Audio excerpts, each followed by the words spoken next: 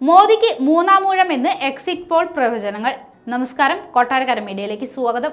മോദിക്ക് മൂന്നാമൂഴമെന്ന് exit poll പ്രവചനങ്ങളിൽ പ്രതീക്ഷയർപ്പിച്ച് BJP. അതേസമയം exit പോളിലെ പ്രവചനത്തോടെ ജനം കൈവിട്ടില്ല എന്ന വിശ്വാസത്തിലാണ് പ്രതിപക്ഷ പാർട്ടികൾ. വോട്ടെണ്ണലിന് 2 ദിവസം മാത്രം ശേഷിക്കെ പാർട്ടികൾക്കിടയിൽ കൂട്ടിക്കിഴക്കലുകളും സജീവമാണ്. രാജ്യത്ത് വീണ്ടും മോദി അംഗമെന്നാണ് എക്സിറ്റ് പോൾ പ്രവചനം. ഇന്നലെ വൈകിട്ട് 6-ന് ശേഷമാണ് എക്സിറ്റ് പോൾ ഫലങ്ങൾ പുറത്തു വന്നത്.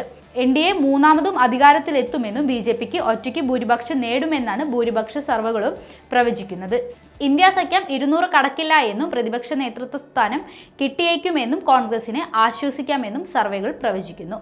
തെക്കേ ഇന്ത്യയിലും മികച്ച സാന്നിധ്യമായി BJP മാറാമെന്നും സർവേകൾ പ്രവചിക്കുന്നുണ്ട്. 350-നും 400-നും ഇടയിൽ സീറ്റ് NDA നേടുമെന്നാണ് ഭൂരിപക്ഷ സർവേകളും പ്രവചിക്കുന്നത്.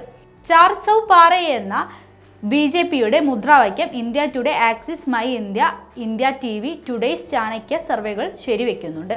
ഇന്ത്യ സഖ്യത്തിന് 166 വരെ സീറ്റുകൾ കിട്ടാമെന്നാണ് പ്രവചനം. തെക്കേ ഇന്ത്യയിൽ ഇത്തവണ മോദി നടത്തിയ പരീക്ഷണങ്ങൾ വിജയകരമായിരുന്നുവെന്നും സർവേകൾ ശരിവെക്കുന്നുണ്ട്. കേരളത്തിൽ 1 മുതൽ 4 സീറ്റ് വരെയും, തമിഴ്നാട്ടിൽ 1 മുതൽ 3 സീറ്റ് വരെയും, തെലങ്കാനയിൽ 10 സീറ്റുകളും BJPക്ക് നേടാനാകുമെന്നാണ് പ്രവചനം.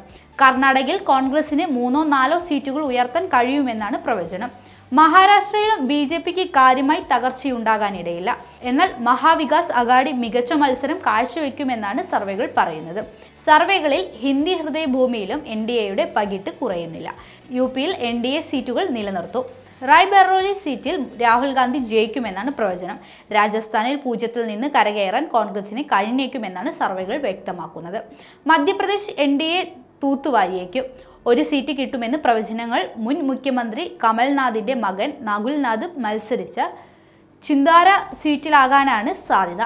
ബീഹാറിൽ JDU കൂടി ചേർന്നത് NDAക്ക് നേട്ടമാകാനാണെന്നാണ് സർവേകൾ സൂചിപ്പിക്കുന്നത്.